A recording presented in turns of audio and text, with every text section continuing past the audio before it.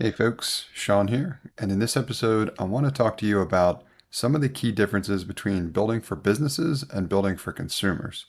Now, what I talk a lot about and the products that I build are all B2B or business to business.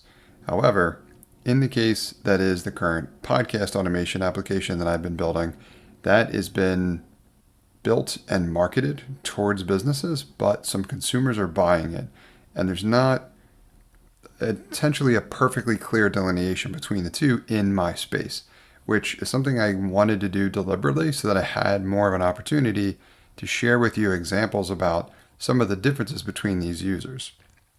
Now, a lot of businesses, SaaS products, essentially pick one category or the other, and there isn't a ton of overlap. But many of them, there can be buyers from both categories, and mine's no exception. So I have both what I would consider to be consumers, as in largely just podcast hosts that might have their own business, maybe a consulting or coaching business or something like that. And then I've got podcast agencies, businesses that specifically produce podcasts for other businesses or some of these consumers, right? So now in that scenario, I want to build and market my product towards the business, but because of what my product does and the fact that some of these consumers are looking for those features and the functionality as well, they're finding and purchasing my product. Now, what I've talked about in recent days, which is I got some immediate kind of negative feedback, if you will, about one of the capabilities of my features. And I've been talking about how to respond to that and how to leverage that in order to make that feature better. That's all, in my opinion, a sign of progress, right? I want feedback regardless, whether it's profusely complimentary or hopefully constructively critical. But either way, I'll take it. And I got a lot of good feedback from that user. But what I want to talk about here is the delineation between business and consumer and why I'm such an advocate for building for businesses and not necessarily building for consumers, at least not right out of the gate. One of the biggest things is that, in my experience, businesses and consumers are expecting different things from your product. To me, businesses are looking for progress. Consumers are almost always looking for perfection. So now, as you might imagine, in this context, perfection, very, very hard to achieve in any sense of the word. Whatever it is you're trying to do with your business, your product, your software, etc., achieving perfection is nearly impossible, if not impossible, and especially for everyone.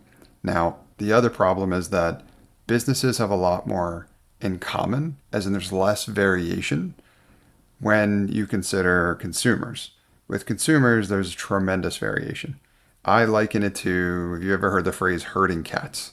It's like trying to herd cats when it comes to consumers.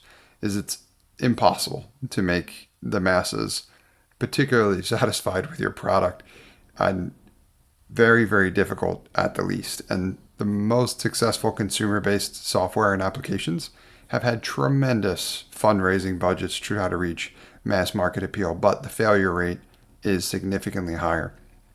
Now, the difference between progress and perfection should be relatively obvious, but I'll give you an example, right? So this feedback that I got recently that was largely negative was from a consumer, as they're just like, I tried this feature, it wasn't perfect, I want my money back right away.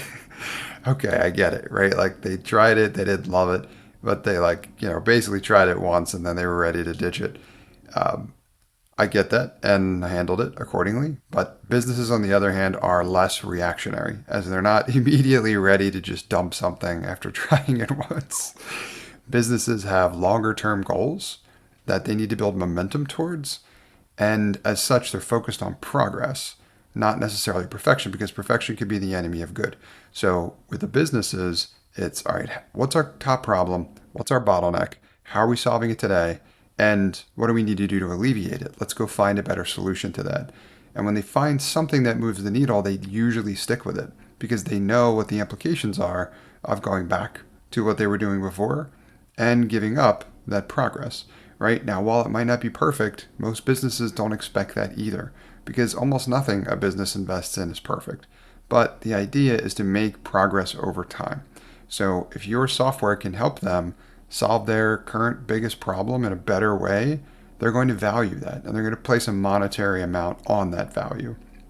That's one of the reasons why I think it's really advantageous to build around a business as opposed to build around a consumer. Now, consumers may purchase your product in addition to your businesses, and that's okay, but you just need to understand who you're building for.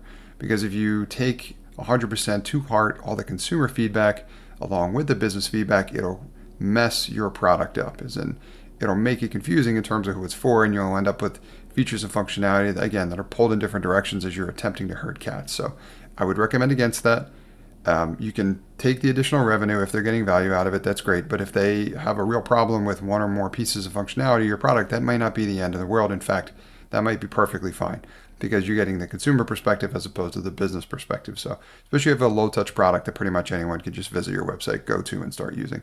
But what really matters is what those businesses need. And then the interviews I've done with the businesses, they've been very consistent about, I need this, this, and this, and that's it. And your product is doing a great job at that. If you are there, then you're in a good spot.